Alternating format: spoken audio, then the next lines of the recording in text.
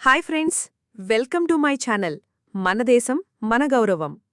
ఇంట్లో ఖర్చు విలువ తెలియకుండా భార్యని, కష్టం విలువ తెలియకుండా కూతుర్ని ఎంత పెంచినా దండగే. వయసు పెరుగుతుంటే మనం పెరగాలి, కాని చులకన చేసి మాట్లాడే రోగం మాత్రం పెరగకూడదు. నీకు అవసరం ఉన్నా లేకున్నా ఒకేలా ఉండు. అవసరం కోసం నటించకు. జ్ఞానంతో చెప్పేవాడి మాటలు వినకపోయినా పర్వాలేదు, కాని అనుభవంతో చెప్పేవాడి మాటలు ఖచ్చితంగా వినాలి. జీవితం ఏదీ మనకు నేర్పదు. మనకు ఎదురయ్యే మనుషులు, వాళ్ల ప్రవర్తన, వీటినుండే మనం నేర్చుకోవాలి.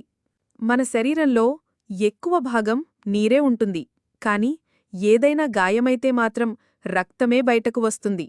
గుండె నిండా రక్తముంటుంది, కాని మనసు గాయపడితే మాత్రం కన్నీళ్లు బయటకు వస్తాయి. మనం ఎంత తెల్లగా ఉన్నా నీడ మాత్రం నల్లగానే ఉంటుంది. రంగులతో కాదు, జీవితం మంచి మనసుతో ఉండాలి.